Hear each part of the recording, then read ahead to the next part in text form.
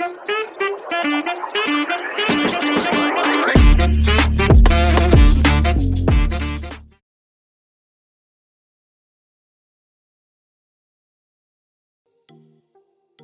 appointed as one of the youngest professors at Seoul National University came with prestige, pressure, and a constant need to prove yourself. At 27, you were already carrying responsibilities. Many people reach there at their 30s. You had worked too hard to let anyone reduce your success to luck or youthful charm. Your lectures in comparative literature were structured, passionate, and sharp. Students admired your intelligence, but they also whispered, because across the hallway in the music department stood the only person who understood your situation completely, Lee Heesung. He was calm, where you were intense, observant, where you were expressive. His voice carried a natural softness that made me even complex theories feel approachable. But behind that composed exterior was someone just as competitive, just as determined, just as tired of being underestimated.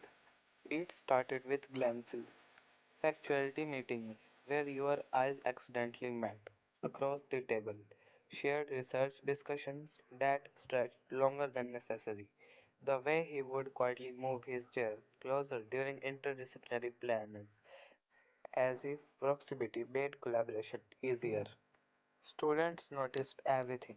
It began with playful teasing, anonymous confessions posted on campus forums. Our Professor Ryan and his son secretly dating. Why do they look like K-drama slow burn? At first, you were embarrassed. You valued professionalism. So did he. You both kept a careful distance in public. No lingering touches, no private jokes in hallway, no obvious signs. But emotions didn't disappear just because you ignored them. One late evening, the university building was nearly empty.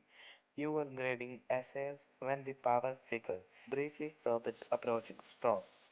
The rain outside tapped steadily against the tall windows across the hall. A faint light glowed from his office. You hesitated once before knocking. He looked up, surprised, then smiled. Tired but genuine. You are still here? So are you. You replied, stepping inside. The conversation that followed wasn't about students. It wasn't about romance. It was about fear. He admitted how exhausting it was to constantly feel observed, to wonder if every compliment from colleagues come with hidden doubt, to feel isolated, by being surrounded by people. This honesty broke something inside you. You stepped closer, without realizing it. You don't have to carry it alone, you whispered. This silence shifted. He stood up slowly, now only inches away. You could see the slight tension in his jaw, the restraint in his posture. He wasn't impulsive, he wasn't careless. That's what made the moment heavier. Do you know what makes this harder? He asked quietly. Your heart raced. What? Pretending I don't feel anything. The confession hung in the air between you. The breath caught, not because you were surprised, but because carrying it aloud made it real. You had feel it, too.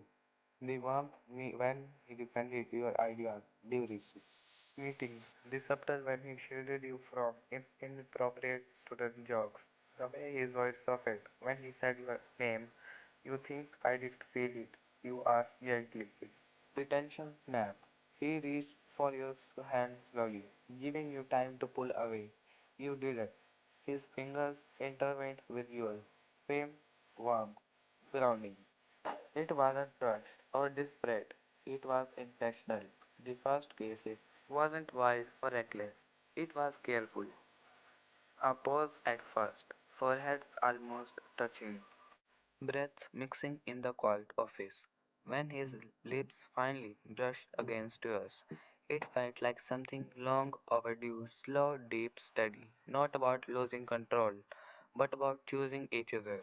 When you pulled back slightly, His hand remained at your waist, not possessive, just protective.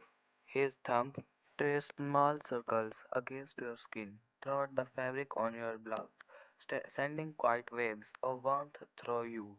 We can't let this ruin what we built, you murmured. It won't, he replied, because this isn't built on impulse. And he was right. What followed wasn't scandal or chaos, it was just intensity. Stolen late night coffee breaks, fingers brushing under the decks during joint research meetings, the way his hand would rest on the small of your back when guiding you through crowd, actuality event, subtle but steady. Students continued to ship you both. They giggled when you entered the lecture hall together. They analyzed your body language like it was part of the curriculum. But now, instead of anxiety, it made your heart flutter because they only saw the surface. They didn't see the way he stayed up helping you rehearse presentation when you felt insecure. The way you reminded him he was one of just the youngest professor. The way your conversation depend about ambition, family, fears, future dreams. One evening, after successful Simpson presentation, applause still echoing in your ear, you stood backstage together. The underline hadn't faded yet. He looked at you, not as colleague, not as competition, but as someone he cherished. You were incredible, he said softly. You always say that because it's true. His hand cupped your cheeks gently this time, more confident than before. The kiss that followed was deeper, slower, more certain. A kiss that carried months of suppressed longing and growing affection. His other hand rested at your wrist, pulling you closer, just enough to feel the steady rhythm of his heartbeat against yours. That was heat, but also control, passion, but also trust. And that what made it powerful. You weren't reckless lover, risking careers. You were two brilliant, disciplined adults who fell in love despite trying not to. The rumors never stopped, the whisper never disappeared, but neither did the way he looked at you, like you were his equal, his partner, his safe place. The students thought they created a fantasy. What they didn't know was the behind closed coffee doors, under quiet campus lights, between research papers and shared glances. The love was real, slow burning, mutual, and undeniably yours.